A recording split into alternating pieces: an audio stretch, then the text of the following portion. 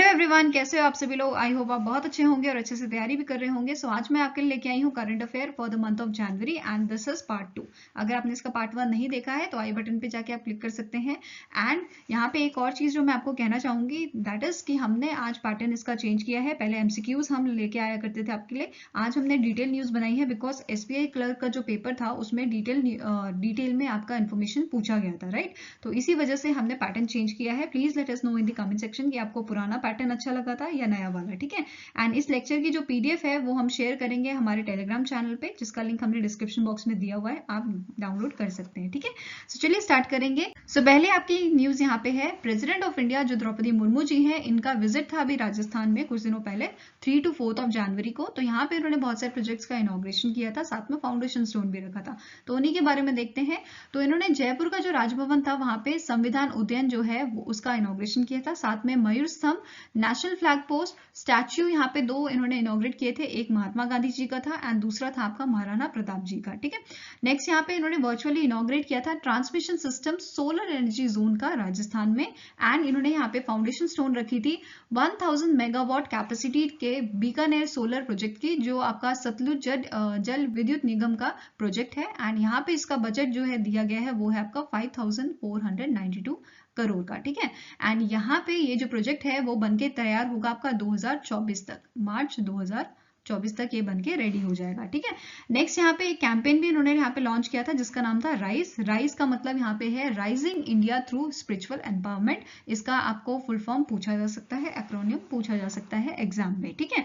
And इसका main M क्या था इस कैंपेन का, दैट इज कि इंडिया को हमें ग्रो करना है थ्रू द स्पिरिचुअलिटी, ठीक है।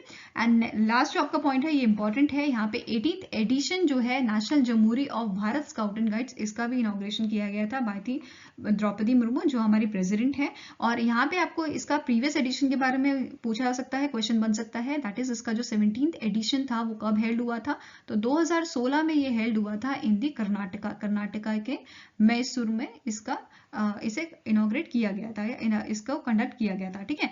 एंड यहाँ पे फर्स्ट वाला आपका जो एडिशन था वो भी पूछा जा सकता है, first national jamboree of Bharat and scout and guide, ये आपका हेल्ड हुआ था हैदराबाद में, ठीक है। हैदराबाद जो अभी तेलंगाना में है, ठीक है। एंड 1953 में इसको स्टार्ट किया गया था, फर्स्ट एडिशन का हेल्ड हुआ था। नेक्स्ट आपकी न्यूज क्या कहती है कि कैबिनेट ने रिसेंटली यहाँ पे अप्रूवल दिया है कंटिन्यूएशन ऑफ स्कीम के लिए ministry of development of north east region, और यहाँ पे बजट कितना एलोकेट किया गया है 12,882.2 करोड़ का। 2022-23 से इसको एक्सटेंड कर दिया गया है टिल 2025-26 तक। इसके अंडर कौन कौन सी स्कीम्स हैं, पहली आपकी स्कीम आती है north east special infrastructure scheme जो फोकस करती है इंफ्रास्ट्रक्चर पे, एंड इसका एलोकेशन यहाँ पे दिया गया है 8,139.5 करोड़ का। नेक्स्ट आपकी स्कीम है जो ऑनगोइंग प्रोजेक्ट्स पे फोकस करती है, स्कीम्स फॉर एनईसी, इसका एलोकेशन दिया गया है 3,202.7 करोड़ का। एंड लास्ट आपका है स्पेशल पैकेजेस के regarding, that is BTS, DHATC, KAATC in Assam, और यहाँ पे एलोकेशन दिया गया है 1,540 करोड़ का, ठीक है। अब इनके बारे में इसकी फुल फॉर्म देखें हम, दैट इज BTC जो आपका है इट इज बोलोलैंड टेरिटोरियल काउंसिल, जिसके लिए फर्दर यहाँ पे जो है सब डिवाइड किया गया है आपके बजट को, दैट इज 750 करोड़ के बजट को। Next is DHATC Dima Hasao autonomous territorial council, and next is your Karbi Anglong autonomous territorial council. अगर आप इन सबको जोड़ेंगे बजट को तो ये किसके इक्वल होगा आपका 12,882.2 करोड़ के बजट के इक्वल होगा, ठीक है। नेक्स्ट आपकी न्यूज है कि India gets its first IVF mobile unit for animals. So IVF जो फैसिलिटी है वो इंसानों के लिए तो बहुत पहले आ चुकी थी, बट अभी यहाँ पे बात हो रही है IVF मोबाइल यूनिट की, जो सेटअप किया गया है आपका अमरेली गुजरात में, ठीक है। और किसने सेटअप किया है, जो यूनियन मिनिस्टर है आपके ministry of fisheries, animal husbandry and dairying के, दैट इज पुरुषोत्तम रूपाला ने इसे इनॉग्रेट किया है। और IVF का फुल फॉर्म यहाँ पे आपको पूछा जा सकता है इनवर्टो फर्टिलाइजेशन, इसका फुल फॉर्म क्या होता है इनवर्टो फर्टिलाइजेशन। एंड IVF डे आपका कब सेलिब्रेट किया जाता है, क्वेश्चन ये भी बन सकता है। तो 25 जुलाई को हम जो है ऑब्जर्व करते हैं IVF डे, ठीक है। अब यहाँ पे अब ऐसा क्वेश्चन भी हो सकता है कि पहला IVF बेबी कौन था, या उनका नाम क्या है, तो उनका नाम है आपका लुइस ब्राउन। क्या नाम है उनका, लुइस ब्राउन, और ये इंग्लैंड के आपके रहने वाले हैं, ठीक है। वेयरएज अगर इंडिया की बात करें तो इंडिया का फर्स्ट IVF बेबी कौन था, इनका नाम है कनुप्रिया अग्रवाल, ठीक है, क्या नाम है इनका, Anupriya Agrawal. Now next question पे चलते हैं। नेक्स्ट यहाँ पे आपकी हेडिंग क्या है, union minister doctor Jitendra Singh inaugurates national genome editing and training centre, that is NGETC। इसे इनॉग्रेट कहाँ पे किया गया है, मोहाली पंजाब में, ठीक है। मोहाली पंजाब का जो आपका इंस्टीट्यूट है, national agri food biotechnology institute, Nabi में इसका इनॉग्रेशन किया गया है। और साथ में ही नाबी इंस्टीट्यूट में ही एक आपकी कॉन्फ्रेंस जो है लॉन्च की गई थी, international conference on food and nutritional security, जिसका IFENS 2023 भी हम कहते हैं। और इसका ऑर्गेनाइजर कौन था, national agri food biotechnology institute, that is NABI institute, centre for innovation and applied bio processing, that is CIAB, Indian council of agriculture research ICAR, national institute of plant biotechnology NIPB, ठीक है। And next आपका है international centre for genetic engineering and biotechnology. इन चारों institute ने मिलकर इस जो आपकी कॉन्फ्रेंस है इसे ऑर्गेनाइज किया था, ठीक है। और जो डॉक्टर जितेंद्र सिंह है, ये यूनियन मिनिस्टर किसके हैं, ministry of science and technology के, तो ये भी याद रखना है। नेक्स्ट आपका यहाँ पे हेडिंग है, RBI ने लिफ्ट किया है, RBI ने हटाया है restriction Mahindra and Mahindra financial services से। अब ये रिस्ट्रिक्शन कौन सा था, ये रिस्ट्रिक्शन आपका था थर्ड पार्टी रिकवरी एजेंट का, यहाँ पे रिस्ट्रिक्शन हटाया गया है बिकॉज रिसेंटली अभी झारखंड का एक केस आया था जहाँ पे जो थर्ड पार्टी रिकवरी एजेंट था उसकी वजह से प्रेग्नेंट लेडी थी, उनकी डेथ हो गई थी, तो इसी वजह से ये रिस्ट्रिक्शन यहाँ पे हटाया गया है, ठीक है। अब Mahindra and Mahindra financial service के आपके MD एंड CEO का नाम पूछा जा सकता है, इनका नाम है अनीश शाह। क्या नाम है इनका, अनीश शाह, ठीक है। नेक्स्ट आपका यहाँ पे न्यूज है, धनलक्ष्मी बैंक ने लॉन्च किया है रिटेल इंटरनेट बैंकिंग सर्विसेज, जिसका नाम क्या रखा गया है, धन डिलाइट, ठीक है। रिटेल बैंकिंग सर्विसेज नाम है धन डिलाइट। नेक्स्ट है आपका मोबाइल बैंकिंग ऐप भी इन्होंने लॉन्च किया है, जिसका नाम है धन स्मार्ट, ठीक है। तो आपका क्वेश्चन क्या बन सकता है कि कौन सा ऐसा बैंक है जिसने रिटेल इंटरनेट बैंकिंग अभी स्टार्ट की है, जिसका नाम है धन डिलाइट, तो आंसर आपका धनलक्ष्मी बैंक हो जाएगा। ऐसे ही मोबाइल ऐप के बारे में भी क्वेश्चन बन सकता है। इसके MD एंड CEO इंपॉर्टेंट है, ये पूछे जा सकते हैं। इनका नाम क्या है, शिवन JK, क्या नाम है, शिवन JK, एंड इसका हेडक्वार्टर आपका कहाँ है, त्रिशूर केरला में। वेयरएज इसकी टैगलाइन भी इंपॉर्टेंट है, टैगलाइन आपकी क्या है, धनलक्ष्मी बैंक की, तो इसका नाम है तन मन धन। सो जो आप आरती करते होंगे उसमें आपने पढ़ा होगा तन मन सब कुछ, तन मन धन सब कुछ तेरा, तो ऐसे आप याद रख सकते हो कि जब आप लक्ष्मी माता की आरती करते हो तो उसमें ये लाइन आती है, तो ये टैगलाइन किसकी है, धनलक्ष्मी बैंक की। नेक्स्ट आपके यहाँ पे न्यूज क्या है, IndusInd bank partners with British and Qatar airways to introduce multi branded credit card. So यहाँ पे जो इंडसइंड बैंक है, इन्होंने किसके साथ पार्टनरशिप की है, ब्रिटिश एंड कतार एयरवेज के साथ लॉन्च करने के लिए क्रेडिट कार्ड को। और इसका स्पॉन्सर कौन है या कौन सी कंपनी के क्रेडिट कार्ड बनेंगे, तो आंसर आपका हो जाएगा वीजा के, ठीक है।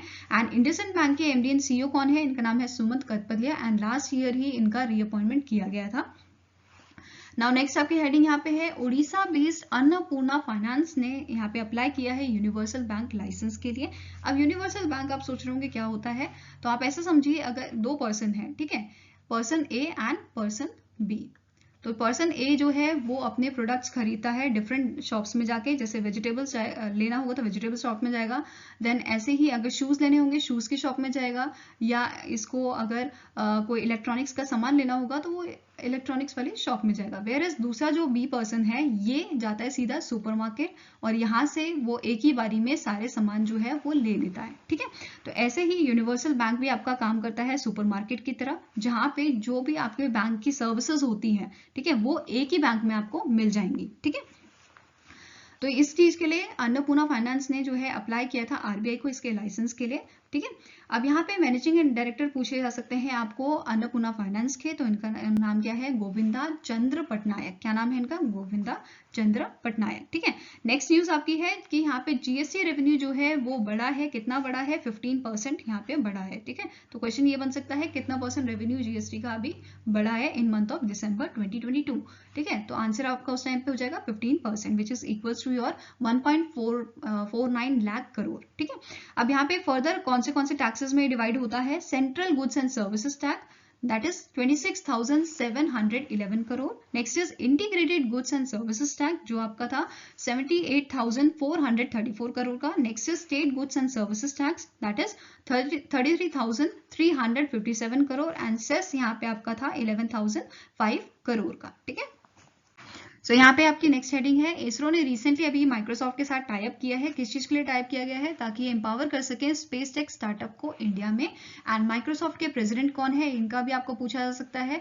प्रेसिडेंट कौन है? अनंत महेश्वरी इनका नाम है। और रिसेंटली माइक्रोसॉफ्ट ने अभी यस बैंक के साथ, ठीक है, एंड HDFC बैंक के साथ टाइप किया था। HDFC बैंक के साथ यहाँ पे टाइप किया गया था डिजिटल ट्रांसफॉर्मेशन जर्नी के लिए, वेरस यस बैंक के साथ जो टाइप किया गया था ये टाइप था आपका मोबाइल बैंकिंग सर्विसेज के लिए, ठीक है। नेक्स्ट यहाँ पे हेडिंग क्या है, जो बेलिंडा क्लार्क है, जो आपके फॉर्मर ऑस्ट्रेलियन प्लेयर है, इन्होंने क्रिकेट प्लेयर है, ये पहली फर्स्ट वुमेन क्रिकेटर बनी है जिनका स्टैच्यू जो है कास्ट किया गया है सिडनी क्रिकेट ग्राउंड में। और ये स्टैच्यू है, ये किसका बना है? ये आपका है ब्रॉन्ज स्टैच्यू, ये भी पूछा जा सकता है। एंड ये 15th स्पोर्ट्स पर्सन बनी है और 3rd वुमेन बनी है जो जिनका स्टैच्यू ऐसे लगाया गया है सिडनी क्रिकेट ग्राउंड में। एंड इनसे पहले 2 कौन सी वुमेन थी जिनका ये स्टैच्यू लगाया गया था? तो आंसर आपका हो जाएगा बेटी क्यूबर्ट एंड मार्लिन मैथ्यूज, ठीक है। और ये दोनों आपके जो विमेन है ये एथलीट्स हैं। नेक्स्ट यहाँ पे हेडिंग आपकी क्या है, जो प्रसन्ना कुमार मोतुपल्ली है, इन्हें अपॉइंट किया गया है as a chairman and managing director NLC India का। कब तक? 2026, जून 2026 तक, ठीक है। और एट प्रेजेंट ये MD है आपके Gujarat state electricity corporation limited के। नेक्स्ट अगर हेडिंग की बात करें तो यहाँ पे हैदराबाद जो है वो होस्ट करने वाला है formula E world championship. And इसके बारे में अगर हम डिटेल में देखें तो इंडिया जो है पहला जो है ABB FIA जो है वो लॉन्च करेगा या होस्ट करेगा formula E world championship race, ठीक है। ये हेल्ड होगी आपकी फरवरी में, 11 फरवरी को, वेरस इसका 9th सीजन यहाँ पे रहेगा। तो सीजन इंपॉर्टेंट है, एडिशन इंपॉर्टेंट होता है, तो आपको नोट करना है ये।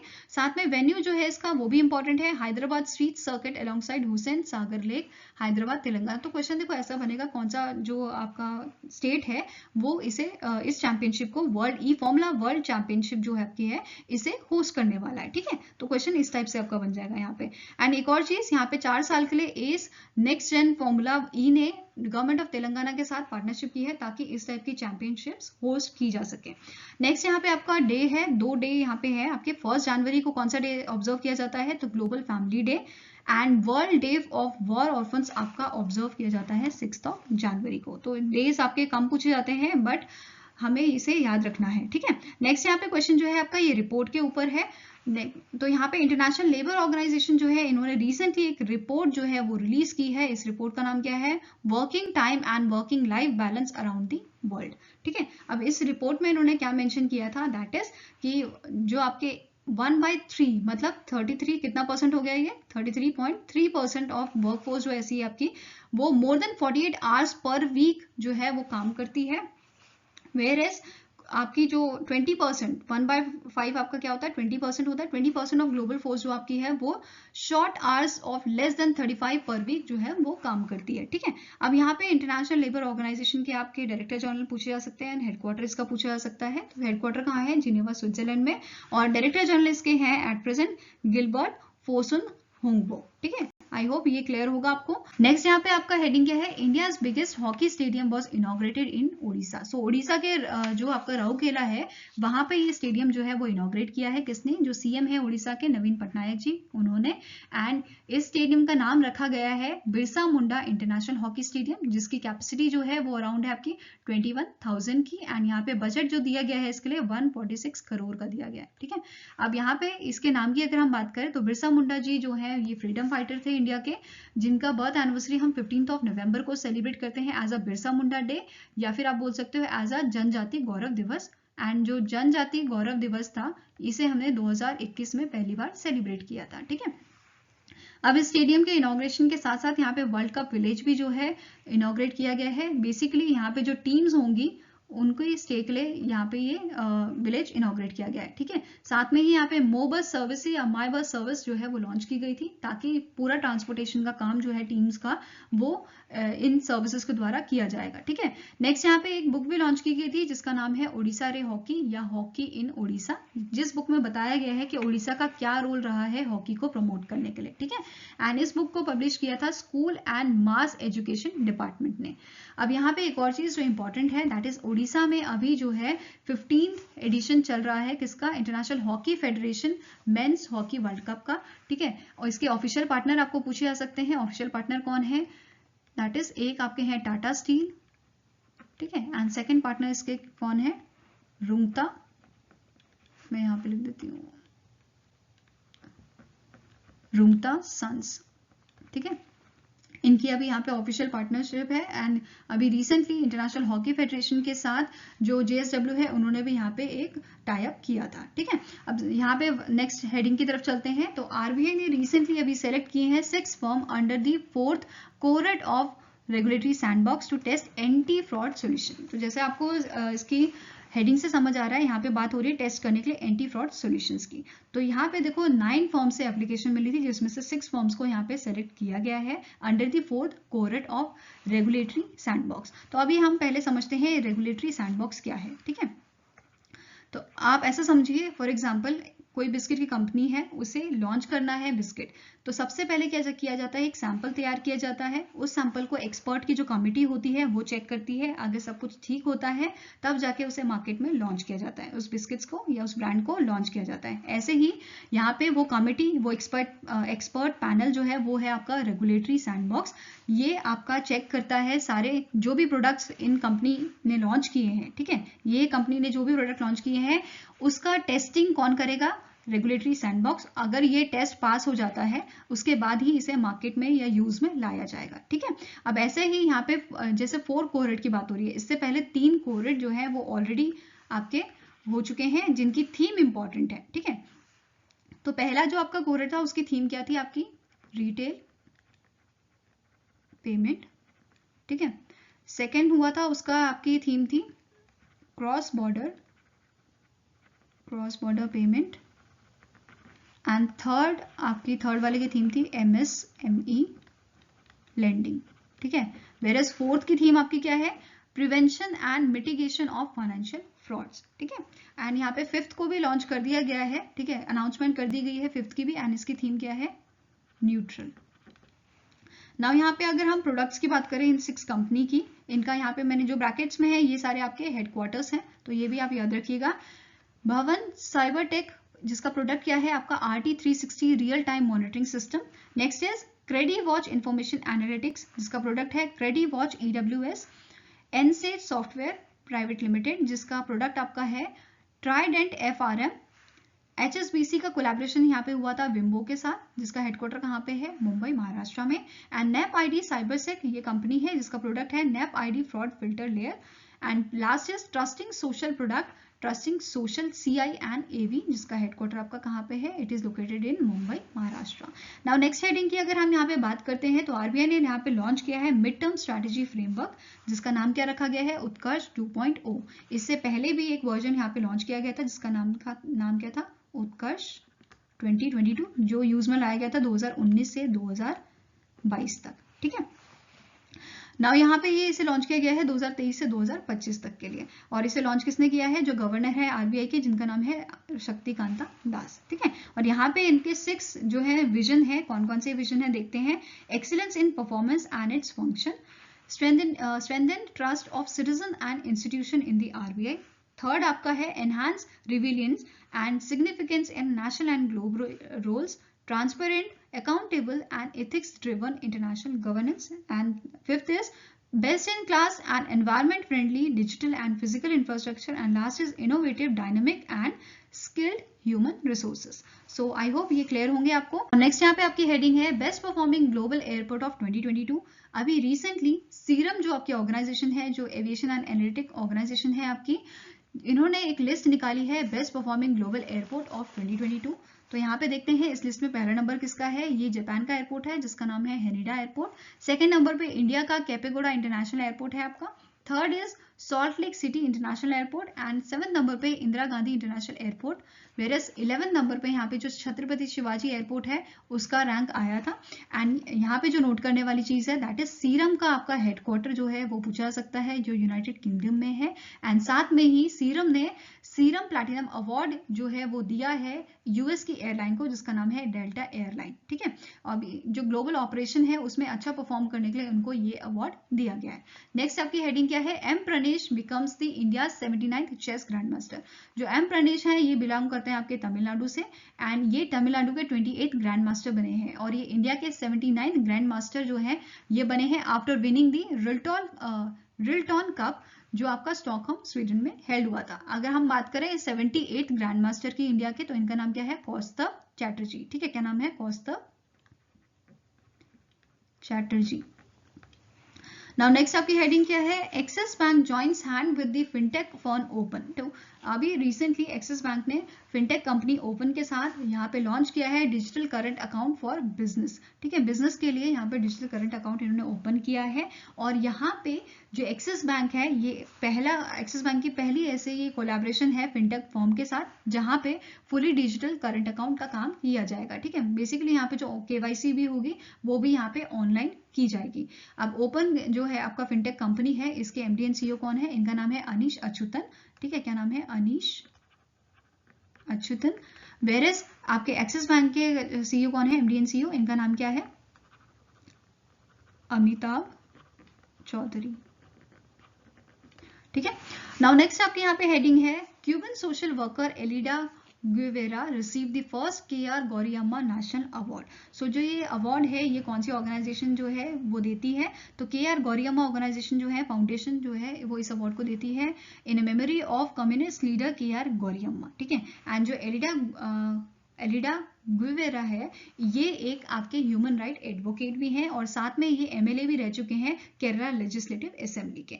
नाउ नेक्स्ट आपकी हेडिंग क्या है? जो केवल किरण क्लोथिंग लिमिटेड है, इन्होंने अभी रिसेंटली रिप्लेस किया है मोबाइल प्रीमियम लीग को as a official partner of Indian cricket team. तो बेसिकली जो इंडियन क्रिकेट टीम की जर्सी होती है, तो फ्रंट में आपको नाम दिखता था एमपीएल का, अब वो हट के क्या हो जाएगा? केकेसीएल हो जाएगा। ठीक है, यहाँ पे एमपीएल के आपको सीईओ पूछे जा सकते हैं, इनका नाम क्या है?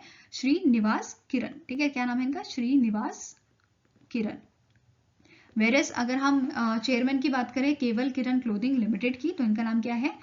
केवल, आप नाम से याद कर सकते हो, केवल चंद पी जैन। क्या नाम है इनका? केवल चंद पी जैन। नेक्स्ट यहाँ पे आपकी हेडिंग है इंडियन आर्मी ने रिसेंटली पैक्ट साइन किया है असम गवर्नमेंट के साथ treatment of ex serviceman at medical colleges. तो यहाँ पे इसे ऐसे समझते हैं, इंडियन आर्मी का कोई पर्सन है जो सर्व कर रहा है इंडियन आर्मी में, तो वो अपना ट्रीटमेंट आर्मी हॉस्पिटल में करवा लेता है। बट जब वो रिटायर हो गया तो जरूरी नहीं कि उसके घर के आसपास कोई आर्मी हॉस्पिटल हो, क्या पता कोई प्राइवेट ही हॉस्पिटल हो। तो इस केस में क्या होता है, वो अपनी फैसिलिटी उठा नहीं पाएगा। तो इंडियन आर्मी जो है वो क्या करती है, वो ECHS स्कीम के थ्रू इनपैनल्ड कर लेती है जो नियर बाय हॉस्पिटल्स होते हैं प्राइवेट हॉस्पिटल के साथ, ताकि जो ये फैसिलिटीज हैं वो अच्छे तौर पे या अच्छी फैसिलिटीज जो हैं वो एक्स सर्विसमैन को प्रोवाइड की जा सके। ठीक है, तो यहाँ पे असम गवर्नमेंट के जो आपके 8 हॉस्पिटल्स या कॉलेजेस हैं, मेडिकल कॉलेजेस, उनके साथ यहाँ पे टाई अप किया गया है। ठीक है, कहाँ पे ये लोकेशन है आपकी? Guwahati, Dibrugarh, Silchar, Jorhat, Barpeta, Tezpur, Deepu and north Lakhimpur. तो ये जगह है जहाँ पे इन मेडिकल कॉलेजेस के साथ जो है टाई अप किया गया है, इन पैनल इनको किया गया है थ्रू दी ECHS स्कीम। और साथ में Assam cancer care foundation and Tata trust initiative empanelled भी किए गए हैं ECHS के थ्रू। ठीक है, नाउ नेक्स्ट आपकी हेडिंग क्या है? जो हिमाचल प्रदेश के आपके CM है सुखविंदर सिंह सुक्खू, इन्होंने यहाँ पे लॉन्च किया है चीफ मिनिस्टर सुख आश्रय सहायता कोष। ठीक है, अब इस कोष में यहाँ के जो आपके कांग्रेस के एमएलए हैं, ये सारे एमएलए जो है अपनी फर्स्ट सैलरी यहाँ पे डोनेट करने वाले हैं। और इसका यहाँ पे बजट कितना है? 101 करोड़ का। और इसे लॉन्च क्यों किया गया है? ताकि जो ऑर्फन्स होते हैं इनकी हायर एजुकेशन के लिए, या विमेंस ऐसी हैं जिनको सहारे की जरूरत है, जो जिनके पास मनी नहीं है, जिनके पास घर नहीं है, उनको हेल्प करने के लिए, या फिर जो सीनियर सिटीजन है उनको हेल्प करने के लिए। ठीक है, एंड यहाँ पे आपको ये भी पूछा जा सकता है जो सुखविंदर सिंह सुक्खू है, इनकी कॉन्स्टिट्यूंसी क्या है? तो नदौन से ये इनकी कॉन्स्टिट्यूंसी है। ठीक है, नाउ नेक्स्ट यहाँ पे आपकी हेडिंग है Varanasi cantt railway station bags eat right station. ठीक है, अब इनको ये ईट राइट स्टेशन सर्टिफिकेट किसने प्रोवाइड किया है? FSSAI ने, जिसके रिसेंटली जो सीईओ हैं वो अपॉइंट किए गए थे। इसके सीईओ कौन है? गांजी कमला वर्धना राव। ठीक है, जिसे GKVR राव भी आप बोल सकते हो। ठीक है, अब ये सर्टिफिकेशन यहाँ पे इन्हें दिया गया है 5 स्टार ईट राइट स्टेशन का। ठीक है, इससे पहले जो भोपाल जंक्शन रेलवे स्टेशन था उसे 4 स्टार दिया गया था, 4 स्टार ईटिंग राइट स्टेशन का जो है सर्टिफिकेशन अभी रिसेंटली लास्ट ईयर दिया गया था। ठीक है, सो आई होप गाइस आपको ये वीडियो अच्छी लगी हो। अगर अच्छी लगी तो लाइक एंड शेयर जरूर कीजिएगा और हमारे साथ जुड़ने के लिए हमारे चैनल को सब्सक्राइब कीजिएगा। और अगर आपके कुछ सजेशन है तो आप हमें मेल कर सकते हो benchmarkstudy007@gmail.com पे, या फिर आप हमें कमेंट सेक्शन में भी बता सकते हैं। सो मिलेंगे आपको नेक्स्ट वीडियो के साथ। Till then take care, have a nice day and all the best for your preparations.